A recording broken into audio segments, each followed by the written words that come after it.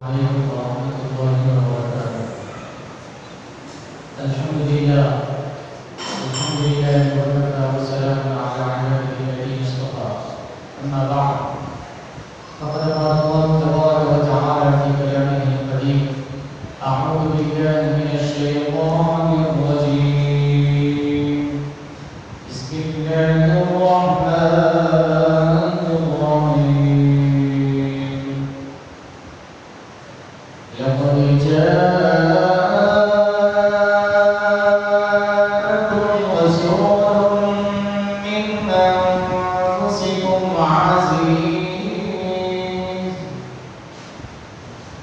عزيز عليه ما عنتم حريص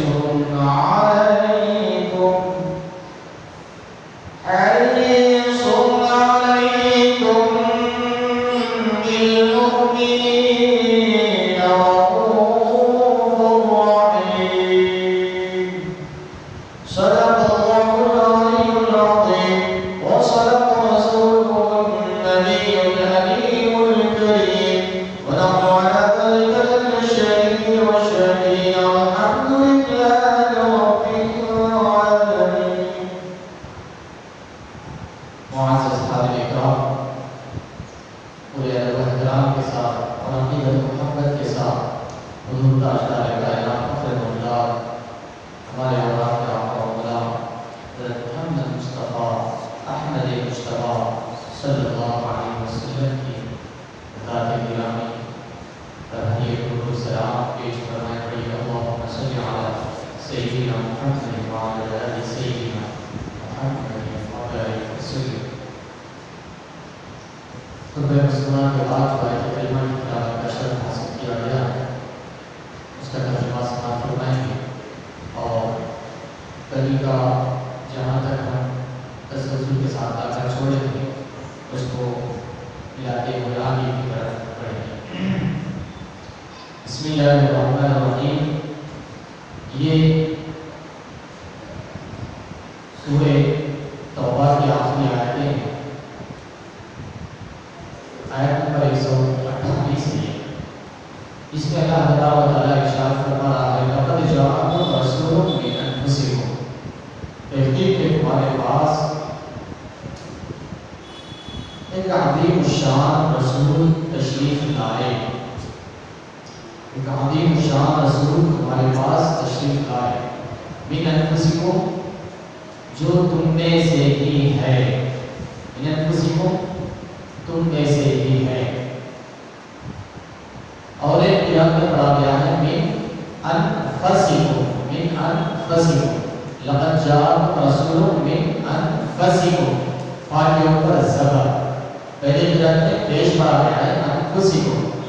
جو عام قرات ہے، مشہور قرات یہی ہے انفسکم. اور ایک قرات یہ ہے کہ من انفسکم زبر کے ساتھ، فا پر زبر کے ساتھ پڑھا ہے. تو اس کے معنی ہم جانتے ہیں. تحقیق کہ تمہارے پاس ایک عظیم الشان رسول آئے ہیں. من انفسکم، تم نے سب سے زیادہ نفیس، تم نے سب سے زیادہ پاکیزہ، تم نے سب سے زیادہ بہترین رسول. بنی آدم میں، نوع آدم میں سب سے زیادہ نفیس اور پاکیزہ اور باطہارت رسول تشریف لائے ہیں. عزیز علیہ ما عنتم. اللہ تبارک و تعالیٰ نے اس آیت کریمہ میں حضور پاک صلی اللہ علیہ وسلم کے 5 صفات کریمہ بیان فرمایا. ایک یہ پہلی صفت یہ کہ تم ہی میں سے ایک عظیم شان رسول تشریف لائے. دوسری صفت عزیز علیہ ما عنتم، یہ رسول تم پر اتنے مہربان، اتنے شفیق اور تم سے اتنی محبت رکھتے ہیں کہ عزیز علیہ ما عنتم، اگر تم کبھی کچھ مشقت میں، دشواری میں، تکلیف میں پڑ جاتے ہیں تو وہ ان پر گراں کرتا ہے، ان پر گراں کرتا ہے. ان کو تکلیف محسوس ہوتی ہے تم اگر تکلیف میں، مشقت میں پڑ جاتے ہیں. اگر تم کو یہ رسول ایسے ہیں، اگر تم کوئی مصیبت، تکلیف، مشقت میں کرتے ہیں تو ان پر گراں کرتا ہے. اللہ، یہ ایسے شفیق رسول ہے، یہ ایسے شفیق رسول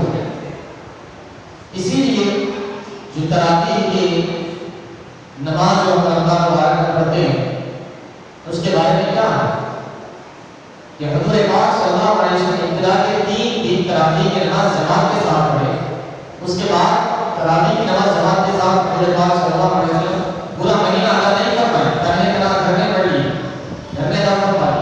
چوتھے دن جب 3 دن مسلسل تراویح کی نماز جماعت کے ساتھ ادا کی گئی تو صحابہ کرام چوتھے دن کی تشریف لائے کہ حضور پاک صلی اللہ علیہ وسلم کے ساتھ تراویح کی نماز ادا کریں، لیکن تشریف لائے کہ حضور پاک صلی اللہ علیہ وسلم تشریف نہیں لائے۔ صحابہ کرام کچھ دیر انتظار کی، پھر بھی نہیں آیا، اور کچھ انتظار کی لیکن نہیں آئے حضور پاک صلی اللہ علیہ وسلم۔ صحابہ کرام نے انتظار کر کے واپس گھر کو تشریف لے گئے۔ پھر دوسرے دن جب حضور پاک صلی اللہ علیہ وسلم تشریف لائے تو صحابہ نے کہا یا رسول اللہ کل ہم تشریف لے کر کل ہم تراویح کے لیے آئے تھے لیکن یا رسول اللہ آپ تشریف نہیں لائے۔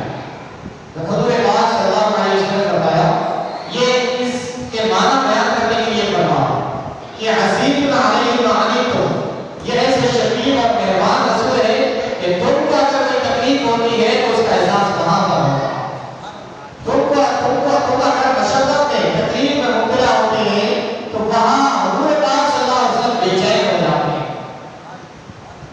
تو اس معنی کو بیان کرنے کے لیے آپ یہ واقعہ سنا کہ جب 3 دن نماز جماعت کے ساتھ ادا کی گئی، صحابہ کرام چوتھے دن کی تراویح کی نماز جماعت کے ساتھ پڑھنے کے لیے آئے لیکن حضور پاک صلی اللہ علیہ وسلم تشریف نہیں لائے۔ چوتھے دن صحابہ نے عرض کیا یا رسول اللہ کل ہم انتظار کیے تراویح کے لیے لیکن یا رسول اللہ آپ تشریف نہیں لائے۔ تو حضور پاک صلی اللہ علیہ وسلم نے فرمایا ہاں میں عملاً جان بوجھ کر اس لیے تشریف نہیں لایا تراویح کی نماز کے لیے کہ اگر میں مسلسل اگر کنٹینیو اگر تراویح کی نماز جماعت کے ساتھ پڑھتا تو کہیں ایسا نہ ہو جائے کہ اللہ تعالیٰ یہ نماز تم پر فرض کر دے اس وجہ سے میں نہیں آیا، اور اللہ تعالیٰ تم پر فرض کر دے اور وہ تم تراویح کے 20 رکعت نہ پڑھے تو تم گنہگار ہو جائیں گے، اس لیے میں تمہاری خاطر نہیں آیا۔ یہ سنت ہے، اس کو سنت ہی رکھیں گے، یہ سنت کو کہیں میری پابندی کی وجہ سے اللہ تعالیٰ تم پر کہیں فرض نہ کر دے۔ یہ امت پر مہربانی اور شفقت ہے حضور پاک صلی اللہ علیہ وسلم۔ یہ تو دور نبوی صلی اللہ علیہ وسلم کا واقعہ ہے اور دیکھنے والوں کو ایسے واقعات آج بھی ملتے ہیں، آج بھی ملتے ہیں۔ خود ہندوستان کے علماء کرام کے بہت سارے واقعات ہیں کہ جب کوئی حضور پاک صلی اللہ علیہ وسلم سے نفرت کرنے والا، حضور پاک صلی اللہ علیہ وسلم سے بے اختیار محبت کرنے والا بے چین اور پریشان ہو جاتا ہے تو حضور پاک صلی اللہ علیہ وسلم وہاں پر اس کو محسوس کرتے ہیں۔ اور باقی جانے فتوحات مکیہ کا درس دے رہے تھے، جب کچھ مسئلہ سمجھ میں نہیں آیا تو حضور پاک صلی اللہ علیہ وسلم کی طرف متوجہ ہوتے اور آج کی مریضہ جو بازو کے حجر مبارک میں بیٹھی ہوئی تھی، جب درس رک گیا تو آپ پانی جانے کی طرف متوجہ ہوئے تو کیا دیکھتے ہیں پانی جانے سے لے کر مدینہ منورہ کے نور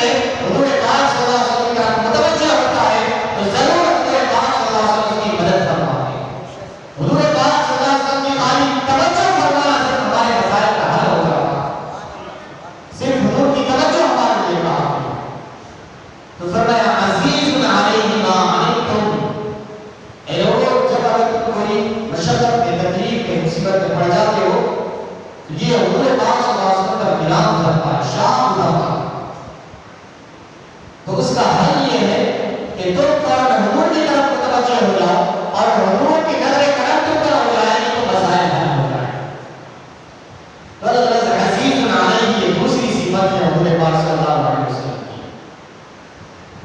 حریص علیکم، حریص علیکم، یہ عظیم الشان رسول کیا ہے؟ حریص علیکم، یہ تم پر بہت حریص ہے، بہت حریص ہے، جس بات کے حریص ہے کہ تم کامیاب ہو جاؤ، تم جہنم سے آزاد ہو جاؤ، جنت کے حقدار ہو جاؤ، اس بات کی ہمیشہ حضور پاک صلی اللہ علیہ وسلم کو فکر رہتی ہے۔ بخاری و مسلم میں مشکات کا حدیث، مشکات میں حدیث شریف موجود ہے، حضور پاک صلی اللہ علیہ وسلم فرماتے ہیں جب تبلیغ اسلام فرماتے رہے، کچھ لوگ اسلام قبول کیے اور کچھ لوگ اپنے کفر و شرک پر ڈٹے رہے اور کفر و شرک پر مصر رہے، اڑے رہے، وہی حال ان کی رہی۔ تو حضور پاک صلی اللہ علیہ وسلم نے جب کفار و مشرکین کی حالت دیکھی تو ایک حدیث شریف فرمایا، اے لوگوں تمہیں کیا ہو گیا؟ اس کو اللہ تعالیٰ نے چوتھے بارے میں سورہ آل عمران میں بھی بیان کرتا ہے، چوتھے بارے کی ابتدائی دوسرے لوگوں میں اس کا بیان ہے۔ تو حضور پاک صلی اللہ علیہ وسلم نے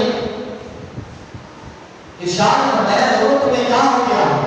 تمہاری اور میری مثال ایسی ہے جیسے کہ آگ اور پتنگا، آگ اور پتنگا، پتنگے جو ہوتے ہیں لائٹ روشنی، آپ دیا جلائیے، پتنگے آ کر اس کے ارد گرد گھومتے ہیں، بعض دفعہ ان کے پر چل جاتے ہیں، وہ بے پر ہو کر نیچے گر پڑتے ہیں، بعض دفعہ پر جاتے ہیں، ہلاک ہو جاتے ہیں، اور جو بعض دفعہ انسان ان کو بچانے کی کوشش کرتا ہے، اگر اس کو آپ دور کریں تاکہ وہ ہم ہمدردی کے ناطے اس کی جان بچانے کے خاطر اس کو شمع سے، لائٹ سے دور کر رہے ہیں، اس کی تپش، اس کی تمادت، اس کی گرمی، اس کی حرارت سے کہیں وہ مر نہ جائے، اس کے پر جل نہ جائے، لیکن وہ کیا کرتا ہے؟ نہیں، وہ شمع کے پاس ہی جاتا ہے، وہ آگ کے پاس ہی جاتا ہے، اس کے ارد گرد گھومتا ہے اور یہاں تک کہ یا تو اس کے پر جل جاتے ہیں یا وہ خود مر جاتا ہے۔ تو حضور پاک صلی اللہ علیہ وسلم فرماتے ہیں تمہاری اور میری مثال ایسی ہے، میں تمہیں جہنم کے آگ سے نکال رہا ہوں، میں تمہیں جہنم کے آگ سے نکال رہا ہوں اور تمہیں جہنم کے آگ میں جا کر گرنا چاہتے ہو، جب تم جہنم کے آگ میں گرنا چاہتے ہو میں تمہیں جہنم کے آگ سے نکالنا چاہتا ہوں۔ تو حضور پاک صلی اللہ علیہ وسلم ہمارے ایمان کے حدیث ہے، ہماری فلاح کے حدیث ہے، ہماری کامیابی کے حدیث ہے، ہماری اچھائی اور بھلائی کے حدیث ہے۔ حریص علیکم بالمؤمنین، مؤمنین پر حضور پاک صلی اللہ علیہ وسلم بہت ہی حریص ہے۔ رؤوف الرحیم، حضور پاک صلی اللہ علیہ وسلم رؤوف ہے، یہ چوتھی صفت ہے۔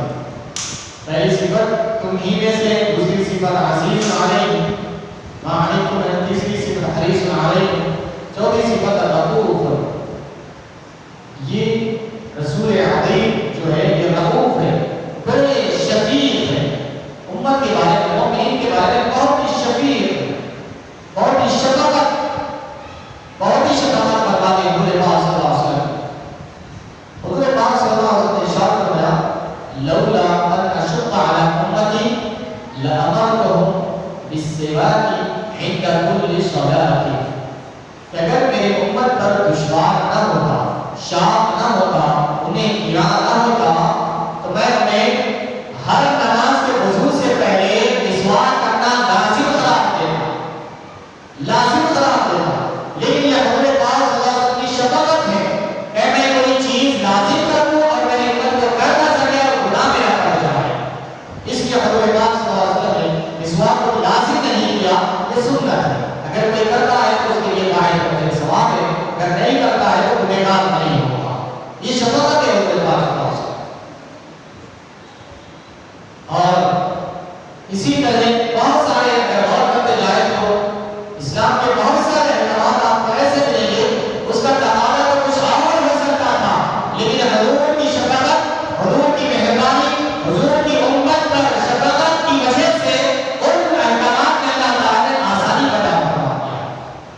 جیسے یہود میں سے یہ بھی ہے کہ پچھلی امتوں میں جب کوئی نجس چیز، ناپاک چیز اگر کپڑے پر لگ جاتی تو وہ کپڑا کاٹ کر پھینکنے کا، اگر جسم پر لگ جاتی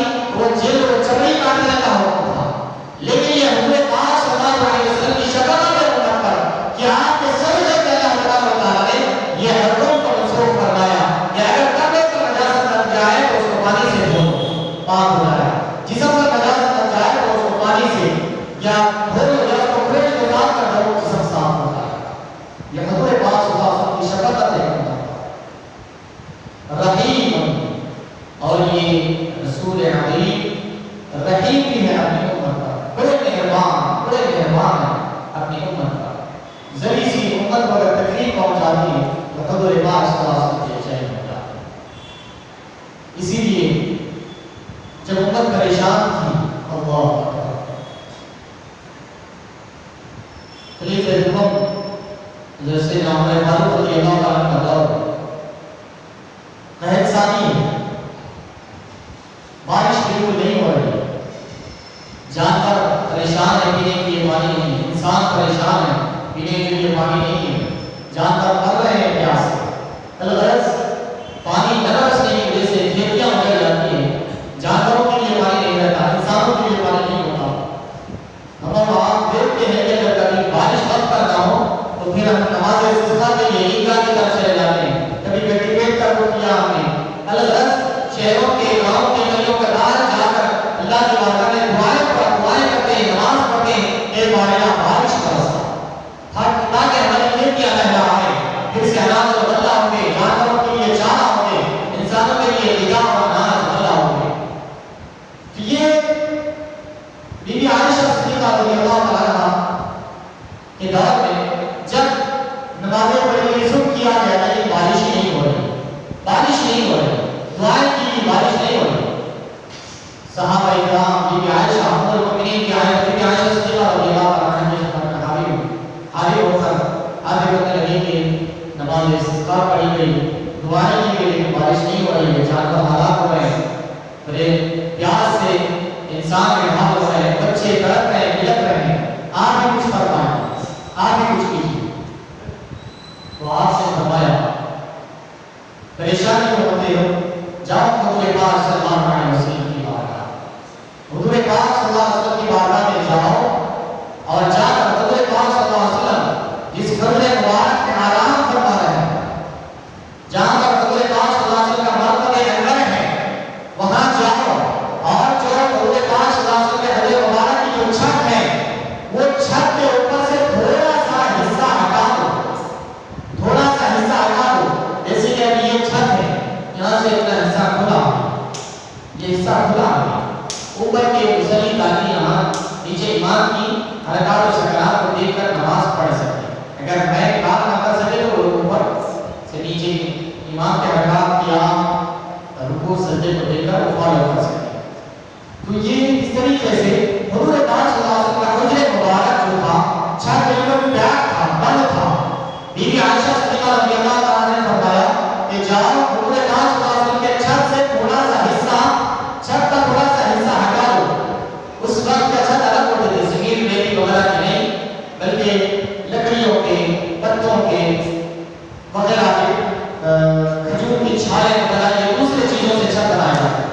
الغرض تھوڑا چھت کا حصہ کھلا کر دو کہ جب آسمان اور حضور پاک صلی اللہ علیہ وسلم کی مرتبہ انور، حضور پاک صلی اللہ علیہ وسلم جہاں پر آرام فرما رہے ہیں، وہ اور آسمان کے درمیان کوئی بھی حصہ، کوئی بھی چیز حائل نہیں ہوگی، تو آسمان حضور پاک صلی اللہ علیہ وسلم کو دیکھ کر فوراً برسنے لگ جائے گا۔ اور صحابہ کرام گئے اور جہاں تک حضور پاک صلی اللہ علیہ وسلم کے چھت سے تھوڑا سا حصہ ہٹایا، جیسے ہی ہٹانا تھا کہ حضور پاک صلی اللہ علیہ وسلم کے مرتبہ انور اور آسمان کے درمیان کوئی چیز حائل نہیں تھی، آسمان نے حضور پاک صلی اللہ علیہ وسلم کے مزار انور کو ڈائریکٹ جب دیکھا تو فوراً برسنا شروع کر دیا،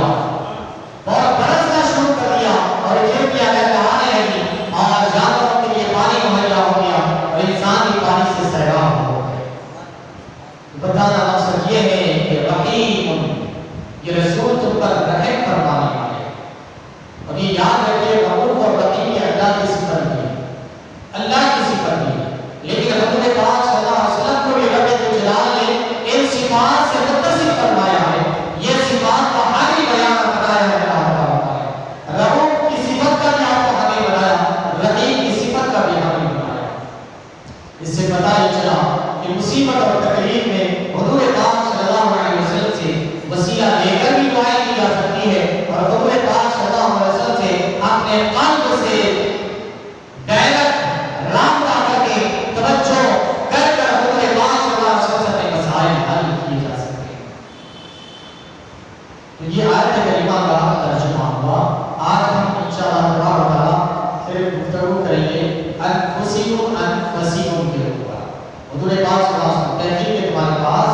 تمہینے سے عظیم شان رسول تشریف لائے.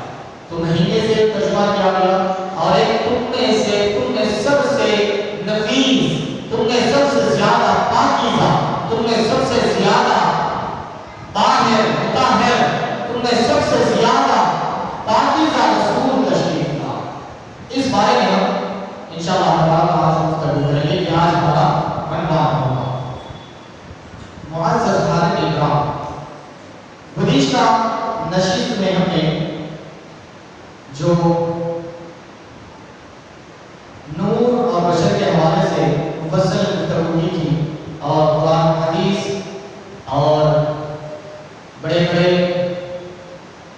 ائمہ اور مجتہدین اور صوفیاء اکرام کے حوالوں سے ہم نے یہ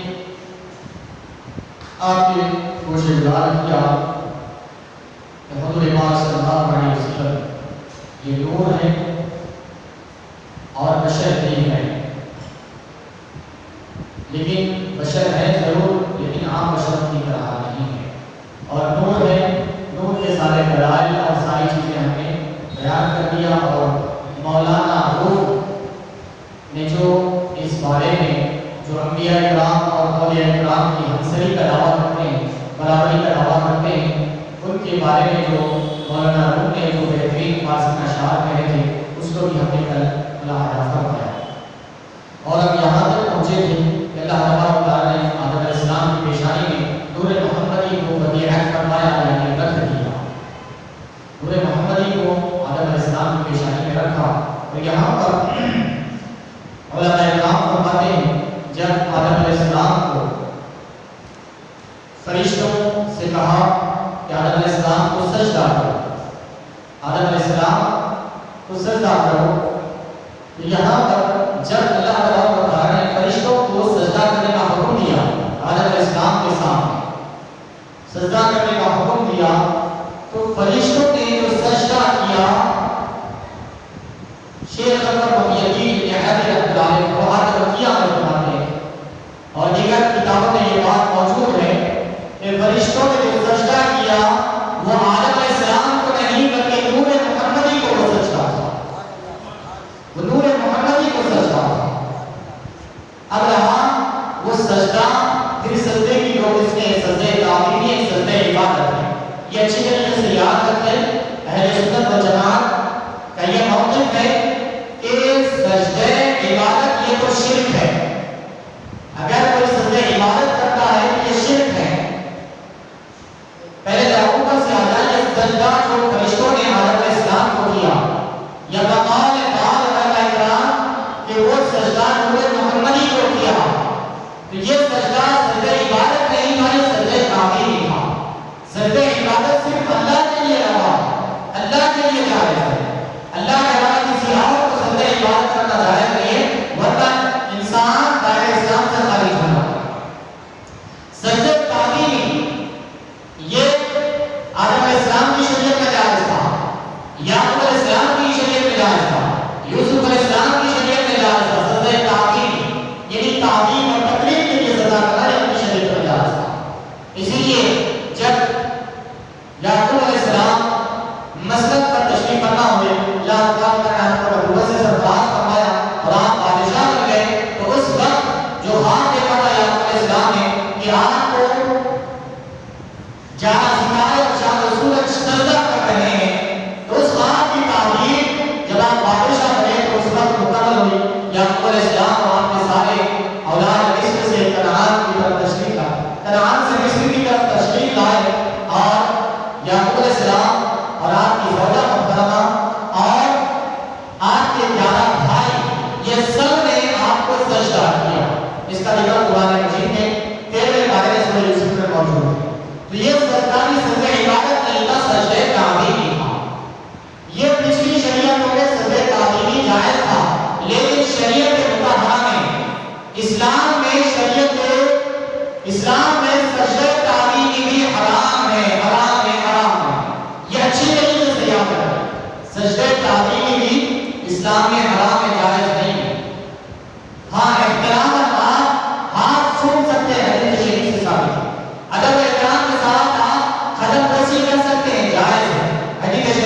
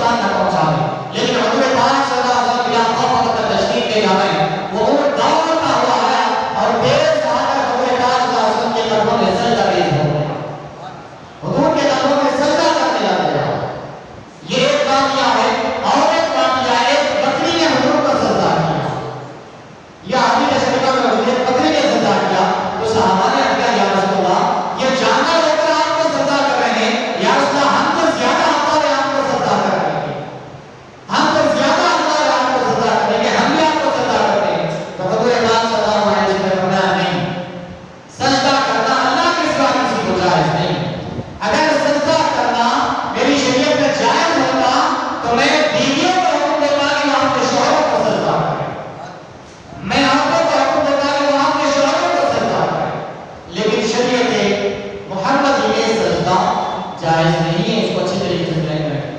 اور بعض لاحق حضرات بارگاہوں میں جا کر سزا کرتے ہیں، یہ جائز نہیں ہے، اس سے احتیاط کرتے ہیں۔ یہی چیزوں کو پکڑ کر بعض لوگ اہل سنت والجماعت کو بدنام کرنے کی کوشش کر رہے ہیں۔ یہاں پر علماء اہل سنت والجماعت نے واضح طور پر لکھا ہے، بعض علماء نے قبر شریف کو چھونے کی اجازت دی ہے، اور بعض علماء نے آخری حد تک یہ ہونٹوں سے بوسہ دینے کی اجازت دی ہے، لیکن پیشانی یا ماتھا رکھنے سے منع کیا۔ وہ بھی جو اجازت دی گئی ہے حضرت ابو ایوب انصاری رضی اللہ عنہ کے حدیث شریف کے پیش نظر دست مبارک سے چھونے، ہاتھ سے چھونے یا ہونٹوں سے چھونے کی اجازت دی ہے، اس سے زائد قبروں کا طواف کرنا یا سجدہ کرنا یہ بالکل حرام حرام حرام ہے۔ یہ اچھی طریقے سے یاد رکھیں، اس میں کسی کا اختلاف نہیں، کسی کا اختلاف نہیں۔ تو ہم عرض کر رہے تھے کہ جو فرشتوں نے ملائکہ نے سجدہ کیا وہ آدم علیہ السلام کو دو سجدے کیے۔ پہلا سجدہ کیا اللہ تبارک و تعالیٰ کے حکم کا، پہلا سجدہ کیا اللہ کے حکم کا۔ ابراہیم سجدہ پہلا سجدہ کیا، پھر دوسرا سجدہ کیوں کیا؟ اللہ کا حکم کا سجدہ کرنے کا تھا، تو سجدے کرنے کا حکم نہیں تھا، تو پھر دوسرا سجدہ کیوں کیا؟ تو علماء اکرام فرماتے ہیں کہ پہلا سجدہ تو اللہ کے حکم کے مطابق تھا، لیکن جب انہوں نے سجدے سے سر اٹھایا تو دیکھا کہ ابلیس ملعون جو ان کا استاد تھا وہ سجدہ نہیں کیا، مردود بعید صورت پکڑا کر ویسے ہی کھڑا کا کھڑا ہے، اللہ کے حکم کے مطابق وہ سجدہ نہیں کیا۔ تو فرشتوں نے ملائکہ نے شکرانے کے لیے اور ایک سجدہ کیا کہ اے اللہ تیرا شکر ہے کہ ہم تیری بات تیری نافرمانی نہیں کیے، تیرے حکم پر عمل کیے۔ کہیں ایسا نہ ہوگا کہ ہم ہمارے استاد کی طرح ہم کہیں گناہ نہ ہو جائے، تیرے حکم کی نافرمانی نہ کر رہے تھے، اس لیے دوسرا سجدہ فرشتوں نے شکرانے کے طور پر عمل کیا۔ الغرض جب آدم علیہ السلام سے غیر الہی طور پر جو لفظش ہوئی اس بنا پر آدم علیہ السلام کو نیچے اللہ تبارک و تعالیٰ نے اتار دیا۔ آدم علیہ السلام نیچے تشریف لائے تو کیسا حال کہاں پر اترے، اس بارے میں اہل ہندوستان کے لیے یہ شرف ہے، سعادت ہے، ہمارے لیے نیک بختی ہے کہ آدم علیہ السلام ہندوستان میں تشریف لائے۔ آدم علیہ السلام کو اللہ تبارک و تعالیٰ نے کہا ہمارا ہندوستان میں اترا ہے۔ واضح طور پر ہماری مبارک اس بارے میں موجود ہے، یہ صرف ایسے ہی باتیں نہیں، اس لیے ہمیں اپنی زمین پر اپنے ملک پر جتنا بھی فخر کرے کم ہے۔ ہمیں ہندوستانی ہے، ہمیں ہندوستانی ہونے پر فخر کرنا چاہیے، ہمیں ہندوستانی ہونے پر ناز ہونا چاہیے۔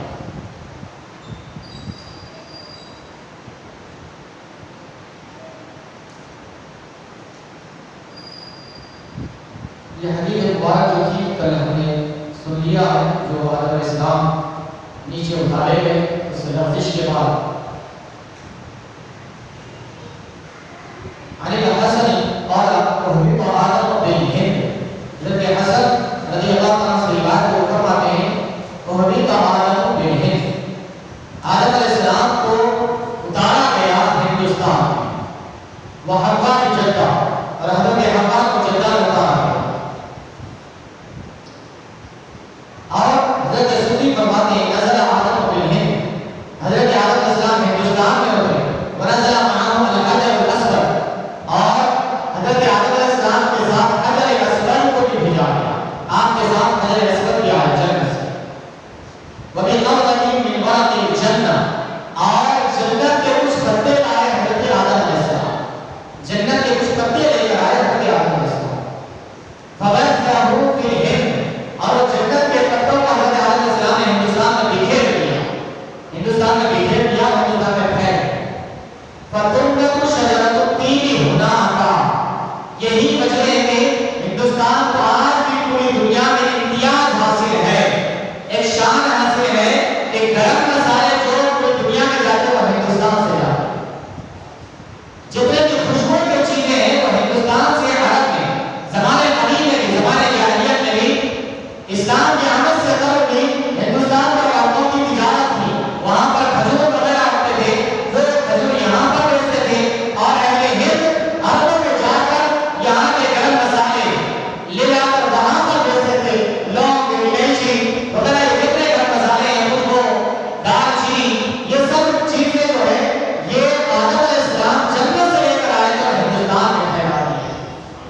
یہ ہمارے لیے ایک شان ہے، ہمارے لیے ایک فخر ہے۔ یہی وجہ ہے کہ ہندوستان میں جو خوشبو کی چیزیں مسالے جات وغیرہ، اور یہ بھی آپ اچھی طریقے سے واقف ہے ہندوستانی ہونے کے ناطے اور خاص طور پر حیدرآبادی ہونے کے ناطے، آپ کے جو کھانے کا ذائقہ ہے پوری دنیا میں کہیں نہیں۔ یہ جو مسالے کے ساتھ، جو ذائقے کے ساتھ یہاں پر کھایا جاتا ہے وہ پوری دنیا میں کہیں نہیں ملے گا۔ یہاں کا کھانے کا جو عادی ہو گیا پوری دنیا میں وہ کہیں کے کھانے سے مطمئن نہیں ہو سکتا۔ وجہ یہی ہے کہ ہندوستان میں حضرت آدم اسلام تشریف لائے اور جنت کے جو پتے تھے وہ ہندوستان میں پھیلا تھی، جس کی وجہ سے یہاں کے مسالے جات پوری دنیا میں مشہور ہے۔ وہ خوشبو جو جنت سے پتے آئی تھی پوری دنیا میں پھیلی ہندوستان کے ذریعے۔ اس کے بعد اب نیچے حضرت آدم اسلام تشریف لائے تو اس کے بعد 200 سال تک آپ روتے رہے۔ حضرت آدم اسلام جب ہندوستان میں اتارے گئے تو اس وقت آپ کو کچھ وحشت محسوس ہوئی، کچھ وحشت محسوس ہوئی، یعنی بے چینی محسوس ہوئی۔ تو اللہ تبارک و تعالیٰ نے حضرت جبرائیل علیہ السلام کو زمین پر بھیجا کہ حضرت آدم اسلام اپنے اس خدا کا شرمندہ تھے اور آپ بہت ہی آسمان کی طرف نگاہ اٹھانے سے یہ حیات فرما رہے تھے، اور آپ کے پاس اللہ کے بارے میں معاملہ کرنے کی بھی جرأت اور ہمت نہیں ہو رہی تھی کہ میں اللہ کی حکم کی تابعداری نہیں کر سکا، پاس و لحاظ نہیں کر سکا، جس کی وجہ سے میں اللہ کے بارے میں کیا لے کر ہوا۔ اس لیے آپ 200 سال تک ہو گئے ہندوستان کے اتارے گئے تو رات کا وقت تھا، رات کا وقت تھا، اندھیرے کی تاریکی زمین پر ہوئی، زمین پر چھائی ہوئی تھی۔ تو اس کی وجہ سے آپ بڑا بے چین تھے، وحشت زدہ تھے۔ تو اللہ تبارک و تعالیٰ نے آپ کی وحشت کو دور کرنے کے لیے، آپ کی بے چینی کو دور کرنے کے لیے اللہ تبارک و تعالیٰ نے جبرائیل امین علیہ السلام کو دنیا میں بھیجا، زمین پر بھیجا۔ کہاں پر بھیجا؟ ہندوستان میں بھیجا، آپ کو ہمارے قلب میں بھیجا۔ اور یہ بھی یاد رکھیں روئے زمین پر جو سب سے پہلے اذان دی گئی وہ ہندوستان کی روئے زمین پر سب سے پہلی اذان دی گئی۔ روئے زمین پر جو سب سے پہلی اذان ہوئی وہ ہندوستان میں حضرت جبرائیل علیہ السلام تشریف لائے اور آپ نے اذان دی۔ جب آدم علیہ السلام نے اذان کی آواز سنی تو آپ کی جو وحشت تھی، جو بے چینی تھی، وہ دور ہو گئی کہ ہاں یہاں پر بھی کوئی ہے جو میرے رب کا ذکر کرنے والا ہے، میرے خدا کی کبریائی بیان کر رہا ہے۔ اس لیے آپ کی جو وحشت تھی وہ دور ہو گئی اور آپ راحت کی سانس لیے۔ تو جو روئے زمین پر جو سب سے پہلے اذان دی گئی وہ ہندوستان میں دی گئی۔ تو اس اعتبار سے بھی ہمیں فخر ہونا چاہیے، ہمیں ناز ہونا چاہیے، ہمارے ہندوستانی ہونے پر ہمیں ناز ہونا چاہیے۔ اس کے بعد عرصے دراز 200 سال تک آپ زار و فقار ہوتے رہے۔ پھر اللہ تبارک و تعالیٰ نے آپ کے دل میں فتلقى آدم من ربه کلمات فتح، اللہ تعالیٰ نے آپ کو کچھ کلمات الہام فرمائے اور آپ نے وہی کلمات سے اللہ تعالیٰ میں دعا کی تو اللہ تعالیٰ نے آپ کی دعا کو قبول فرمایا۔ اور وہ کلمات کیا تھے اس کے بارے میں مختلف اقوال ہیں، اس کو ہم آج شامل کریں گے۔ کلمات کیا تھے؟ حضرت ابن عباس رضی اللہ عنہ فرماتے ہیں، حضرت حسن سے روی ہے، وہ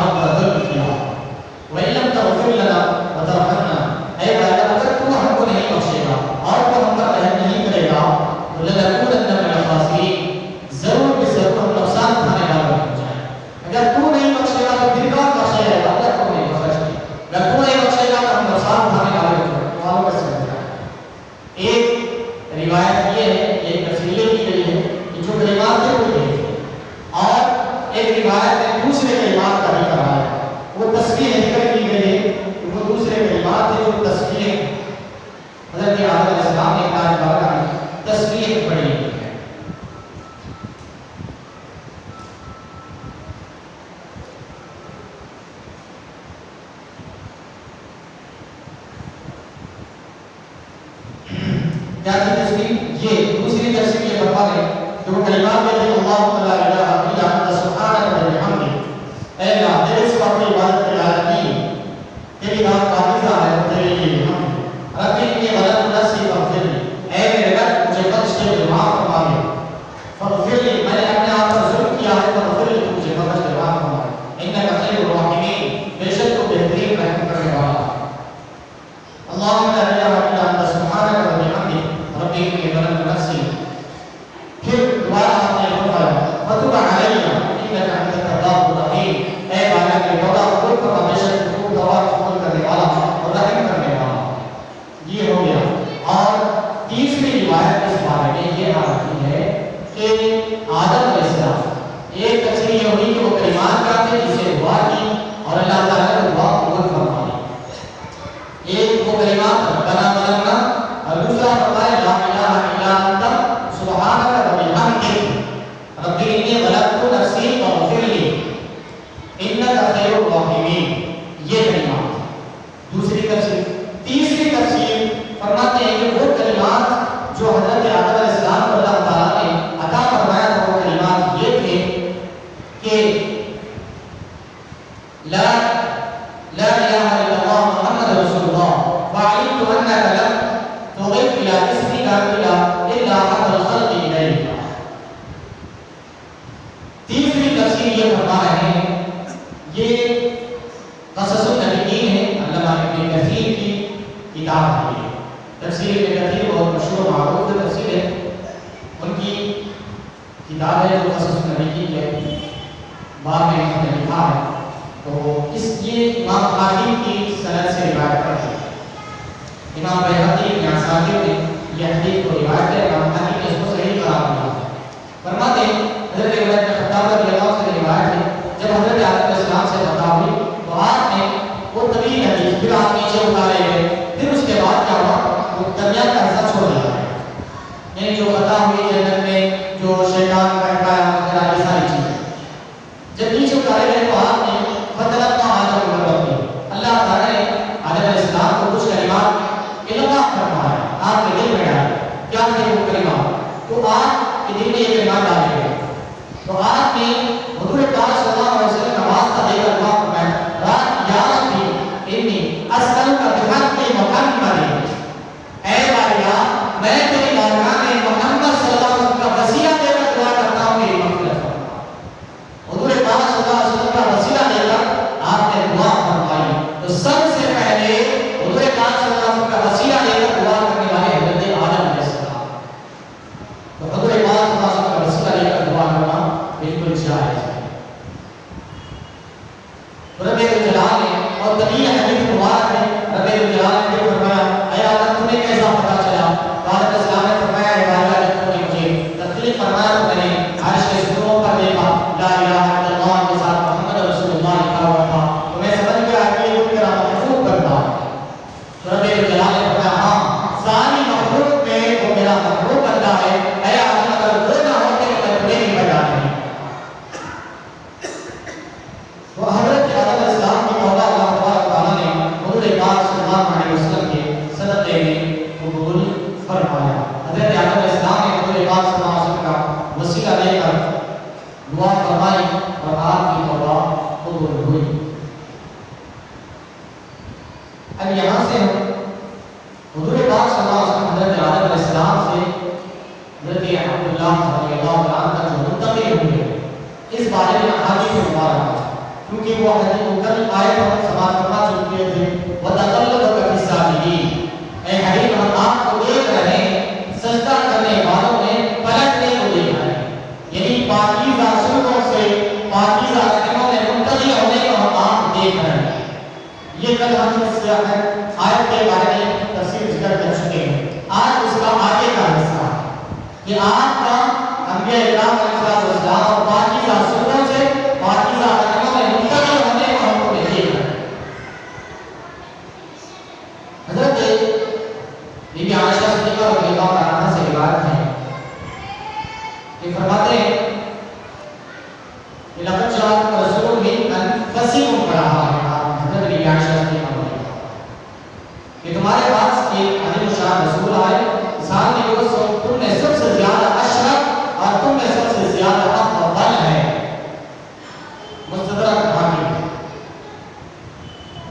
اور ایک حدیث نبی کریم صلی اللہ علیہ وسلم تمام انسانوں میں نفیس ترین، افضل ترین، اشرف ترین ہے، اور اس مطلب پر حسب احادیث مبارکہ دلالت کرتی ہے۔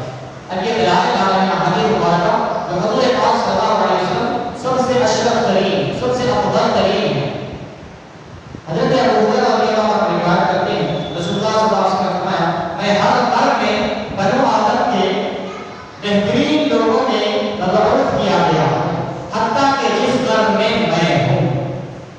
اب یہ ذرا قابل غور حدیث ہے، یہ بخاری شریف کے حدیث مبارک ہے، حدیث کا نمبر ہے 3557۔ اس حدیث میں حضور فرما رہے ہیں حضرت ابو ہریرہ رضی اللہ عنہ کہ میں بنو آدم کے ہر قرن میں، بنو آدم میں جو سب سے بہترین لوگ تھے، سب سے اچھے لوگ تھے، سب سے پاکیزہ لوگ تھے، ان لوگوں میں میں منتقل ہوتے ہوئے آج جو میرا زمانہ ہے یہ زمانے تک پہنچا۔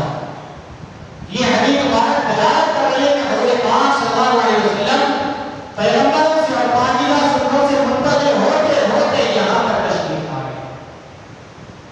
اور اسی طرح مسلم شریف کی حدیث مبارک کی حضرت واصلہ بن اسقع رضی اللہ عنہ فرماتے ہیں رسول اللہ صلی اللہ علیہ وسلم نے فرمایا اللہ تعالیٰ نے ابراہیم علیہ السلام کو، ابراہیم علیہ السلام کی یعنی اولاد آدم میں سے، آدم علیہ السلام کی اولاد میں سے ابراہیم علیہ السلام کو منتخب فرما لیا، ان کو چن لیا، ان کو سلیکٹ کر لیا۔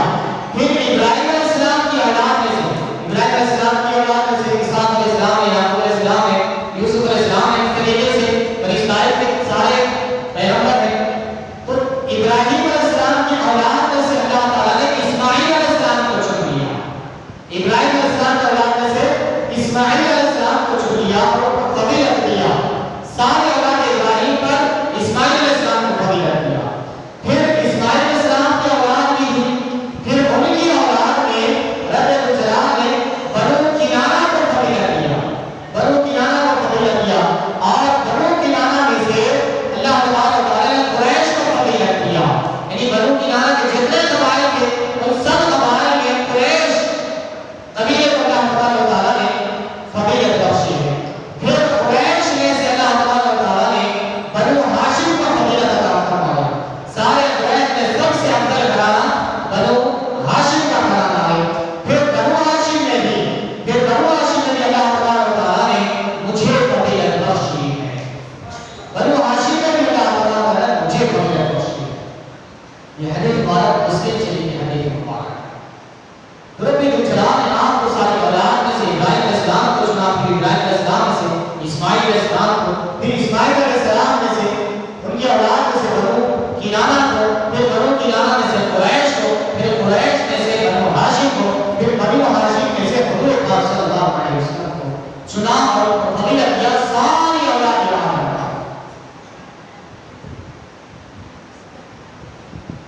اسی طرح اور دو تین روایات ہیں جو اسی بات پر دلالت کرتی ہیں،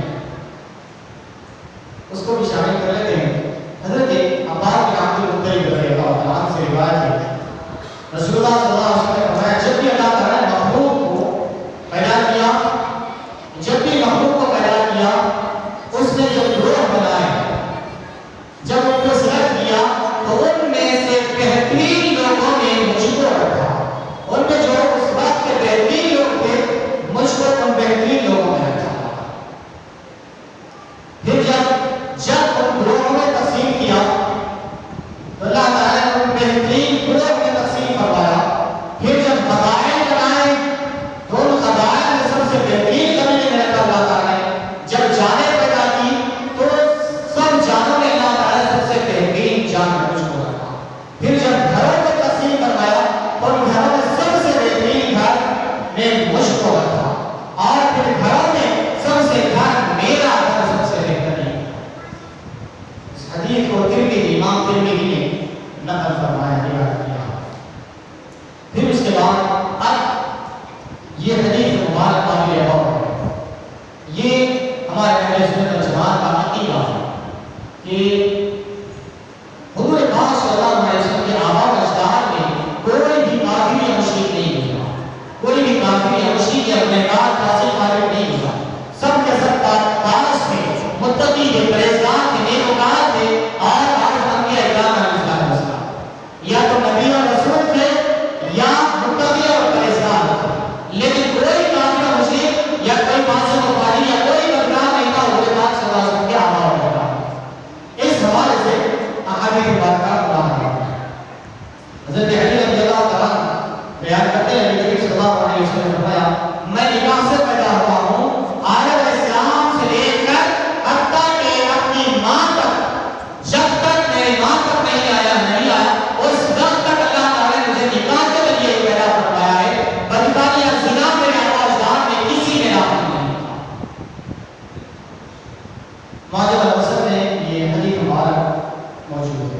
اسی طرح دلالہ ہوا ابو نعیم نے روایت کیا ہے، ابن عباس رضی اللہ عنہ فرماتے ہیں رسول اللہ صلی اللہ علیہ وسلم نے ارشاد فرمایا میرے بابا کبھی زنا سے نہیں ملے، یہ کبھی بدکاری سے نہیں ملے، اللہ جل شانہ نے مجھے ہمیشہ پاکیزہ پشتوں سے پاکیزہ لگنوں میں منتقل فرمایا،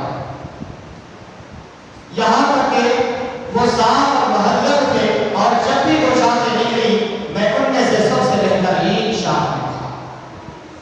اور اسی طرح یہاں تک بات یہ مکمل ہوئی، اب یہ بات بائے ثبوت تو پہنچی ہے کہ حضور پاک صلی اللہ علیہ وسلم پاکیزہ سبوں سے پاکیزہ رہنوں میں منتقل ہوتے رہے، یہاں تک کہ اپنے والدین سے دنیا میں تشریف لائے۔ تو ہر پیغام اس بات سے یہ پتہ چلتا ہے کہ حضور پاک علیہ السلام کے والدین وہ ایمان والے ہیں، وہ صاحب ایمان ہیں، کیونکہ بعض لوگ حضور پاک صلی اللہ علیہ وسلم کے آبا و اجداد کے بارے میں، خاص طور پر حضور پاک صلی اللہ علیہ وسلم کے والد اور والدہ کے بارے میں، آپ کے ایمان کے بارے میں کلام کرتے ہیں کہ وہ ایمان والے نہیں تھے، نعوذ باللہ من ذالک۔ اہل سنت و جماعت کا عقیدہ ہے کہ حضور پاک صلی اللہ علیہ وسلم کے والدین صاحب ایمان تھے۔ اب اس کے متعلق بھی میں آخر میں حدیث مبارک آپ کو سناؤں گا، اور انشاءاللہ تعالیٰ ہو سکے کل انشاءاللہ تعالیٰ حضور پاک صلی اللہ علیہ وسلم کے والدین پر ایمان کے متعلق مکمل گفتگو کریں انشاءاللہ، پوری مدلل پورے دلائل کے ساتھ، بڑے بڑے ائمہ محدثین مفسرین حضور پاک صلی اللہ علیہ وسلم کے بارے میں، حضور پاک صلی اللہ علیہ وسلم کے والدین کے ایمان کے بارے میں جو دلائل قرآن حدیث میں موجود ہے انشاءاللہ تعالیٰ اس کو شامل کریں گے۔ اب یہاں پر بات مکمل ہوئی کہ حضور پاک صلی اللہ علیہ وسلم آدم علیہ السلام سے لے کر حضور کے والدین تک پاکیزہ سلموں سے پاکیزہ رحموں میں منتقل ہوتے ہیں، کوئی بھی ان میں کافر یا مشرک یا فاسق و فاجر یا بدکار نہیں تھے، یہ حدیث سے ثابت ہو چکا ہے۔ اب ہم جو حضور پاک صلی اللہ علیہ وسلم جو پاکیزہ سلموں سے پاکیزہ رحموں میں منتقل ہوتے رہے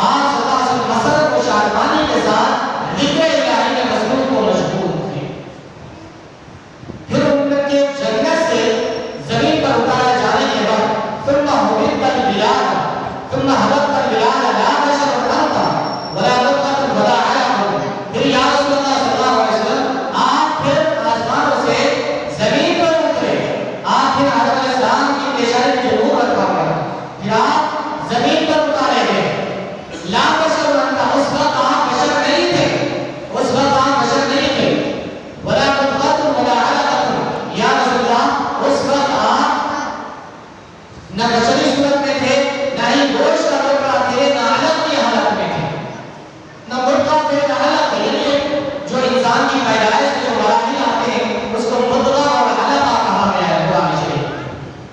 پہلے مردہ ہوتا ہے، پھر علمہ ہوتا ہے، پھر مردہ ہوتا ہے، پھر وہ شکل صورت بنتی ہے. تو فرماتے ہیں کہ آپ بشری صورت میں نہیں تھے اور نہ گوشت کا ٹکڑا تھے نہ علم تھا. پھر اس کے بعد فرماتے ہیں بل نطفة تركب السفینہ وقد علم نسبا فأهله الغرق. اللہ اکبر. پھر فرماتے ہیں بشریت کے ظہور کے بعد آپ اکثر صورت میں محفوظ مقامات کے اندر ایک سوار کی طرح جلوہ فرما ہوئے گھوڑے کو لگا کر تیار رکھا جس کی اگلی منزل پر پہنچتے اور بشری روح کو شجاتی. یعنی آپ ایک پیغمبر کی، ایک متقی پرہیزگار کی سنتے رہتے اور جب تک ان کے پیشانی میں یا سنتے رہے ان کو کمالات پہنچاتے رہے اور ان کے پاس سے پھر دوسروں کے پاس منتقل ہوتے ہیں. یہاں تک کہ آپ کشتی نوح میں بھی داخل ہوئے. نوح علیہ السلام کی کشتی میں بھی داخل ہوئے کہ نوح علیہ السلام کی کشتی جو غرق ہونے سے ڈوبنے سے جو محفوظ رہی وہ حضور پاک صلی اللہ علیہ وسلم کے نور کی برکت کی وجہ سے نوح علیہ السلام کی کشتی ڈوبنے سے بچ گئی.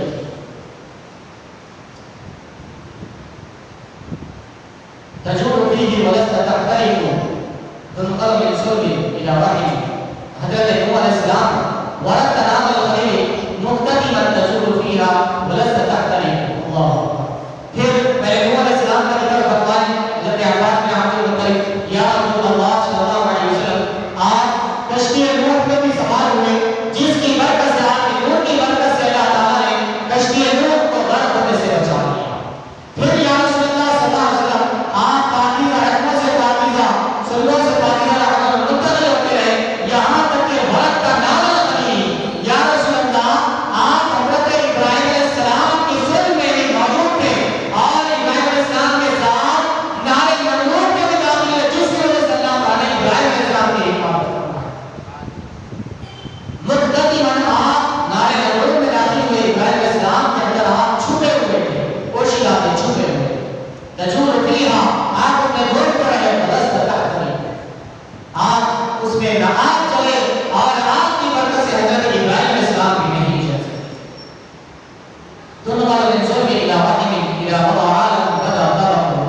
یا رسول اللہ آپ پاکیزہ صلب سے پاکیزہ رحم منتقل ہوتے رہے یہاں تک کہ جب ایک عالم ختم ہوا تو دوسرا عالم شروع ہوا. یعنی ایک رحم سے ایک صلب سے دوسری صلب میں منتقل ہوئے. پھر اسی طریقے سے یہ سلسلہ جاری رہا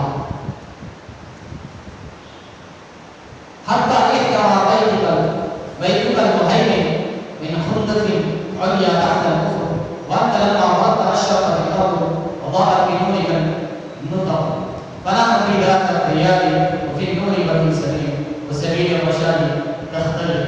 پھر اس کے بعد حضرت عباس بن عامر مطلب رضی اللہ عنہ فرماتے ہیں یا رسول اللہ جب آپ سے آمنہ رضی اللہ عنہ کی گود میں بس میں آئے جہاں پہ دنیا میں تشریف لائے آپ کی تشریف آوری ہوئی یا رسول اللہ آپ کی آمد سے پوری دنیا روشن اور نظر اور تاباں ہو گئی.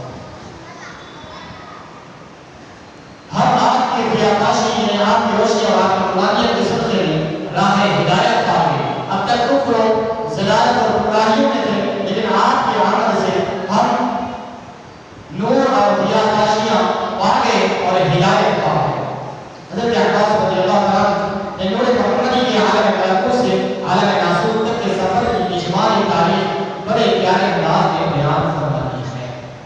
یہ جو نور پاک صلی اللہ علیہ وسلم کا نور مستقل ہوتا رہا حضرت عباس بن عبد المطلب رضی اللہ عنہ اپنے اشعار میں سارے احوال کو بیان فرما دیا. حضرت آدم علیہ السلام سے لے کر بی بی آمنہ رضی اللہ عنہ تک حضرت عبد المطلب رضی اللہ عنہ کی پیشائی مبارک میں حضور پاک صلی اللہ علیہ وسلم کا نور مبارک چمکا. جب ابراہا خانہ کعبہ کو ڈھانے کے لیے آیا تو اس وقت حضرت عبد المطلب رضی اللہ عنہ حضور پاک صلی اللہ علیہ وسلم کے جد امجد دادا ہیں آپ سارے اہل مکہ کو لے کر پہاڑ پر چڑھ گئے. پہاڑ پر چڑھ گئے اور جا کر وہاں پر دعائیں کی اے بادہ کمزور ہے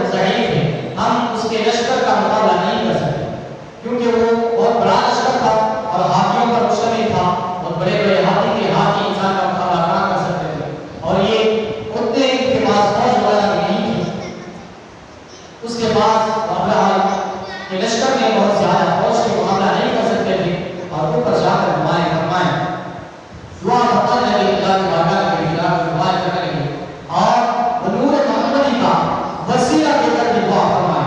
آئے اس کے حالات سن لیں. کانا عبد المطلب یقوم من روایت المسکی اذکر ونور رسول اللہ صلی اللہ علیہ وسلم یضیء فی غربته. مصطلحی مواہب الادبیہ فرماتے ہیں حضرت عبد المطلب رضی اللہ عنہ کے جسم سے مشک کی خوشبو آتی تھی اور رسول اللہ صلی اللہ علیہ وسلم کا نور جو پیشانی میں سے چمکتا تھا حضرت عبد المطلب کی پیشانی سے. بعد جا کے بڑی پیاری تفسیر فرمائے انشاءاللہ اس کے بعد ارسل ہوگا. حضرت عبد المطلب دعا فرمائے. جب دعا فرماتے ظاہر ہوتا رونے لگے، اللہ کی بارگاہ میں گریہ جاری کرنے لگے، تو جو دعا میں شامل تھے ان لوگوں نے دیکھا کہ حضرت عبد المطلب رضی اللہ عنہ کی پیشانی سے ایک نور کی شعاعیں نکلی اور خانہ کعبہ پر جا کر گئی. خانہ کعبہ پر بھی جا کر حضور پاک صلی اللہ علیہ وسلم کے پیشانی مبارک سے نور نکل کر اس کی شعاعیں، اس کی روشنی خانہ کعبہ پر گری. لوگوں نے تعجب اور حیرت سے دیکھا کہ حضرت عبد المطلب سمجھ گئے اب یہ نور محمدی کے واسطے وسیلے سے اللہ تعالیٰ نے ہماری دعا قبول فرمائی ہے. اب یہ خانہ کعبہ کو نہیں گرا سکتے. اس کے بعد سارے لوگوں کو لیے لے کر نیچے اتر آئے اور ابراہیم بادشاہ کے پاس آپ تشریف لے گئے جو آپ کے 200 اونٹ اس نے پکڑ لیا تھا. 200 اونٹ پکڑ لیا تھا. وہاں پر جا کر آپ نے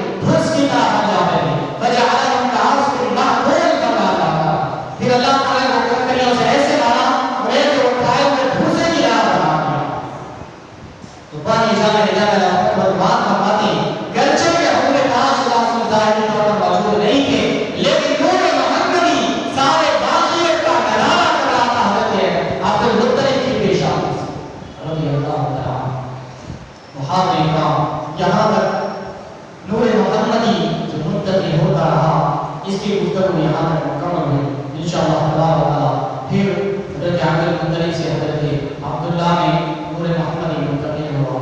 پھر اس کے بعد کیا کیا آپ نے کرامات اور خلاف عقل چیزیں ظاہر ہوئی اور اللہ تعالیٰ نے حضرت عبداللہ کی کیسی حفاظت فرمائی. بی بی آمینہ رضی اللہ عنہ کی طرف منتقل ہوا نور محمد پھر دنیا میں تشریف لایا. یہ چیزیں انشاءاللہ تعالیٰ کل کے محفل میں ہم انشاءاللہ تعالیٰ اس کو شامل کریں گے. اللہ تعالیٰ سے دعا ہے کہ رب تعالیٰ ہمیں دین و دنیا کی سعادت نصیب فرمائے. دین و دین سے